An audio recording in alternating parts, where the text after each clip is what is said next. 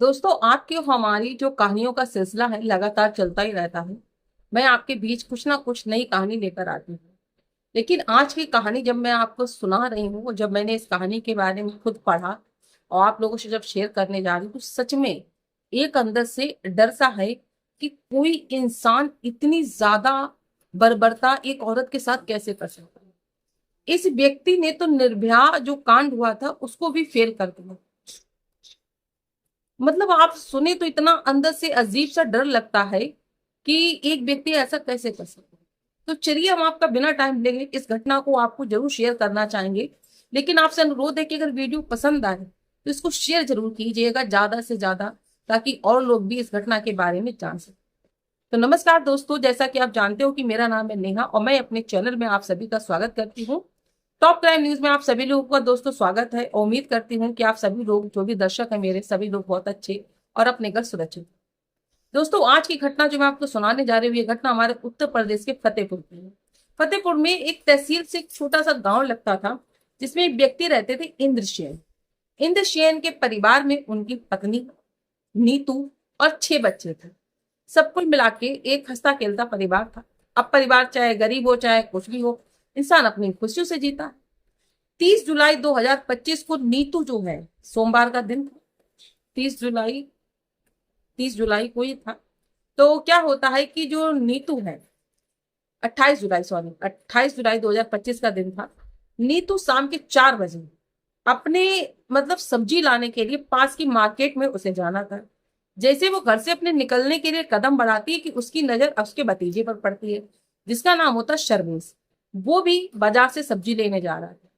तो इस पर दोनों बातें करते हैं, दोनों साथ में बातें करते हुए सब्जी लेने के लिए निकल जाते हैं। लेकिन जहां पर शाम के 4 बजे नीतू अपने घर से सब्जी लेने के लिए गई थी, लेकिन रात के 8 बजे नहीं आ रहा था। सर्वेश तो अपने घर वापस आ चुका था, लेकिन नीतू का कोई पता नहीं था। जब ये बात इंद्रसेन को पता चली तो वो सर्वेश के पास गया, पूछने लगा कि चाची कहाँ है। लेकिन सर्वेश इतना नशे में धुत था कि उसे होश ही नहीं था। वो कुछ बोलने की कगार पर नहीं था।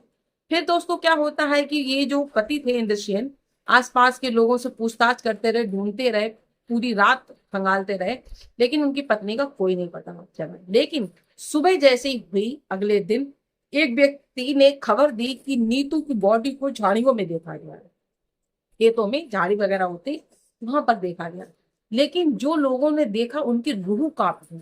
जब इंद्रसेन गया, उसने अपनी पत्नी को देखा तो सच में उसकी रूह कांप गई, क्योंकि उसकी पत्नी के तन पर एक कपड़ा नहीं था और जो प्राइवेट पार्ट था औरत का, उसमें से उसकी जो आंतें होती हैं वो तक बाहर निकाल ली गई थी।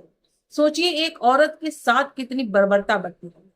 इसकी सूचना पास के पुलिस थाने में दी गई। मौके पर पुलिस पहुंची और जब मौके पर पुलिस पहुंची, या इस तरीके का मंजर देखकर वो भी दंग रह गए। उन्होंने बॉडी को जैसे तैसे उठाकर पोस्टमार्टम के लिए भेज दिया और उनके पति से पूछा इंद्रसेन से कि आखिर तुम्हारी पत्नी के साथ क्या हुआ। तो उन्होंने वही बताया कि कल वो रात शाम के 4 बजे अपने घर से अपने भतीजे के साथ सब्जी लेने के लिए निकली थी। लेकिन भतीजा तो शाम को वापस आ गया, लेकिन मेरी पत्नी नीतू वापस नहीं आई। बिना देर करे हुए पुलिस वालों ने सर्वेश को उठाया, जो नशे में धुत सो रहा था। उसको जब उठाया तो वो कहने लगा कि साहब, मैं सब्जी लेने के लिए चाची के साथ ही गया था, लेकिन कुछ समय बाद चाची ने सब्जी ली, वो वहां से चली गई और मुझे लग गया समय, मैं वहां पे बैठकर शराब पीने लगा।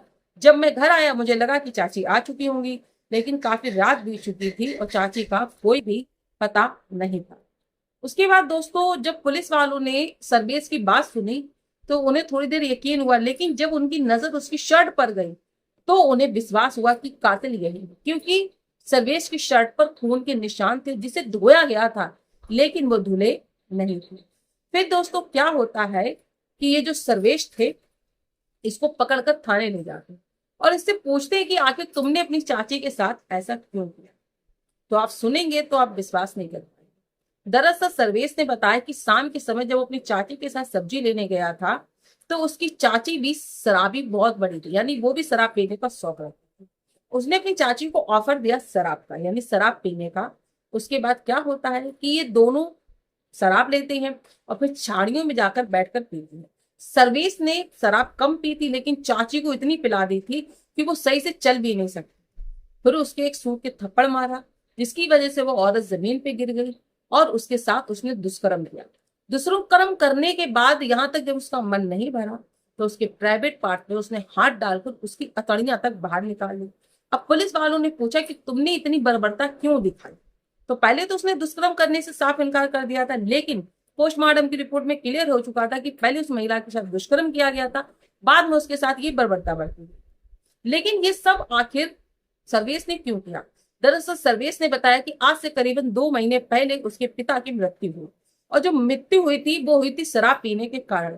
लेकिन उसका सीधा शक है उसकी चाची के ऊपर। उसने बताया कि मेरे पिता जो है अक्सर शराब मेरी चाची के साथ बैठकर पिया करते थे, और मुझे पूरा यकीन है कि मेरी चाची ने ही मेरे पिता को कुछ शराब में मिलाकर दे दिया, जिसकी वजह से उनकी मृत्यु हो गई। लेकिन सिर्फ शक था, कोई यकीन नहीं था। एक शक के तौर पर एक लड़के ने अपनी चाची के साथ ऐसी बर्बरता बरती कि अगर आप सुनो तो आपके रोंगटे खड़े हो जाए। तो दोस्तों, आज की स्टोरी पर आप क्या कहना चाहते हो? आपकी जो भी राय हो कमेंट सेक्शन में जरूर बताइएगा। दोस्तों, कुछ लोगों की शिकायत है कि वीडियो बहुत लेट आता है, तो आपसे कहना चाहूंगी कि आपको अच्छे से पता है कि चैनल मेरा डिमोनेटाइज है, और जिसकी वजह से मैंने एक नया चैनल बनाया है। मैंने आपको बताया था कि द साइलेंट क्राइम उस चैनल का नाम है। मुझे उस पर भी काम करना होता है, और समय रहते मुझे इस चैनल को भी देखना होता है। तो आपसे अनुरोध है कि इस चैनल को छोड़कर कहीं मत जाइएगा, क्योंकि आने वाले समय में जो भी रिक्वेस्ट वीडियो है मैं यूट्यूब को भेजूंगी। अनुरोध करूंगी फिर से मेरे चैनल को मोनेटाइज कर दिया जाए। तब तक आपका हमारा जो इतना लंबा सफर तय हुआ है, उस सफर को अधूरा छोड़कर मत जाइएगा, बने रहिएगा। वीडियो को शेयर कीजिएगा, चैनल को सब्सक्राइब कीजिएगा, ताकि आपका हमारा जो रिश्ता बना है वो आगे तक चलता रहे और कायम रहे। वीडियो देखने के लिए शुक्रिया।